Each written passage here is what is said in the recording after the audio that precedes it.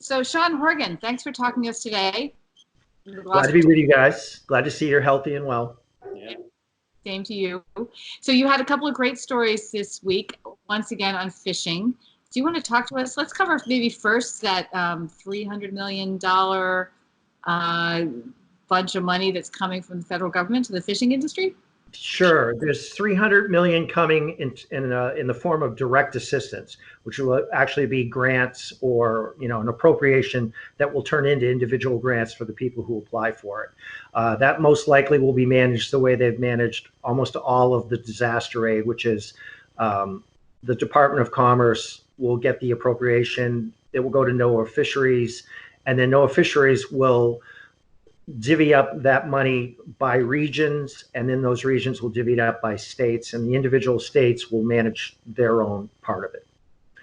There's also a $350 billion package of small business loans, a variety of packages, really. There's some very creative ones, including one where even if you just apply, even if you don't get the loan, you get a $10,000 grant. So these are all packages that they think might be able to help the fishermen and shoreside businesses and everybody else who's in the Dutch right now. That's great. So what's the fishing community feeling about this? Are they feeling hurt still? Are they feeling, heard? What do you think? I don't know. It's hard to separate the personal from the professional here. I think we're all anxious, and I think that anxiety pretty much, I think primarily has to do with our families and our friends and our health. And lurking in the background, of course, is the overall economic impact on this thing. And it's going to be extraordinary. I mean, I think the economy will change in very, very fundamental ways, and we may see something very, very different going forward. But the fishing community, guys are working on their boats. A lot of guys have hauled out. Roses is doing a boom business down there. And that's not unusual for this time of year when everybody's getting ready to go out. But right now, guys are working on their boats and waiting for the markets to reappear so that they can go fishing. Well, you had another great story. Do you want to tell us about that? Well, that was a fun story. The Gigaloni boys down at Fisherman's Wharf had a great idea. Last Saturday, they did a pop-up fish sale on their property. And the way it worked was people would drive up. It was a drive-through fish sale.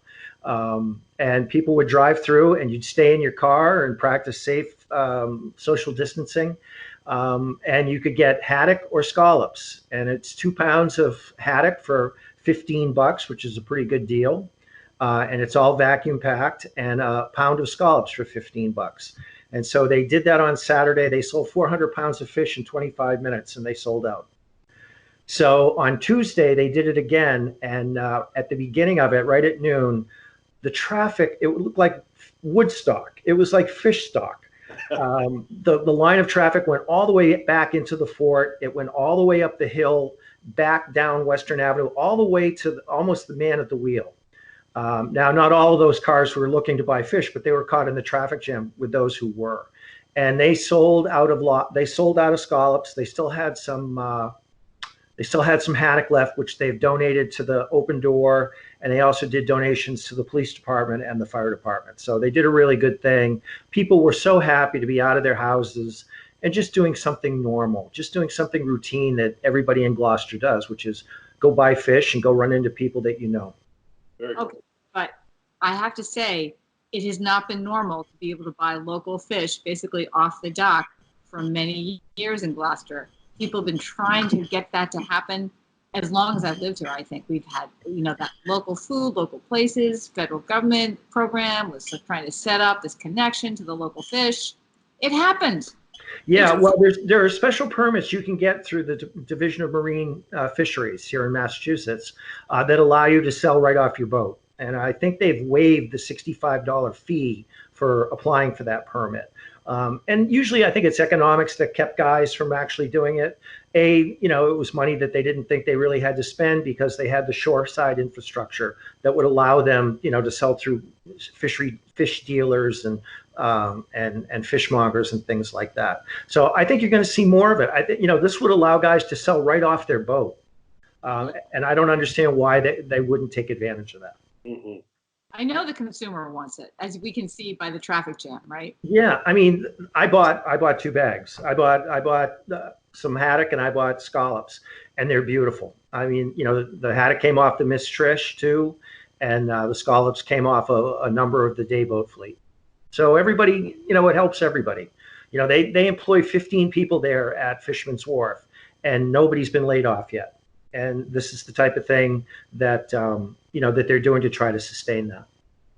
And it's been the big buzz on social too in the area, as people are clamoring for the fresh fish, and they're sharing the pictures of how banged out it is down there, and looking forward to the next one. So yeah, they're going to try to do it again Saturday. The weather's not supposed to be great going into the weekend apparently, but they want to do it, and they want to do it every Saturday that they possibly can. So I think there were people there from out of town that came through that people love Gloucester, and they just want to come up and be in Gloucester and buy some fresh fish. Well, I grew up, my dad would come back from the wharf. My family had Kookaroo Brothers, Producers Fish, at the end of Commercial Street. And it was a bag of haddock literally every single day my entire childhood. Yeah. So it's nice I can't tell you how many times I've been in Pratty's and somebody come up to me and say, "You want a bag of fish?" And you never say no. You can always use it. You can make a chowder. You can give it to your neighbors, whatever. If somebody offers you free fresh fish, you take it. Right. So what are you working on next, Sean? Well, we have a pretty good story running tomorrow, I think. You're probably familiar with the Gloucester Marine Genomics Institute right down there on the waterfront. And of course, they have their Gloucester Biotechnology Academy up in the Blackburn Industrial Park that is literally teaching life sciences to kids who are interested in getting into biotech.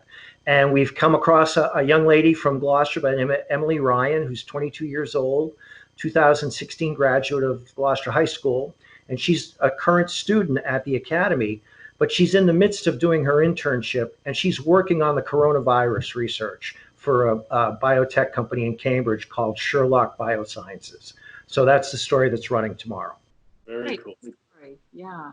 Right, bringing COVID to Gloucester in the best of ways, right? Yeah. It's GMGI has been a great story since the moment they even conceptualized the place, and then when they added the academy, it's just been every time I write about them, they thank me, and I tell them you don't have to, because these are all really good stories, and that's what I'm looking for, is really good stories, and they've provided them time after time after time again. So tomorrow, Emily Ryan gets her place in the spotlight. Well, we look forward to reading and to talking to you once again, maybe next week. All right, kids. All right. Stay healthy. Take care, Sean. Bye-bye. Eat some fish. See you at Pratty's.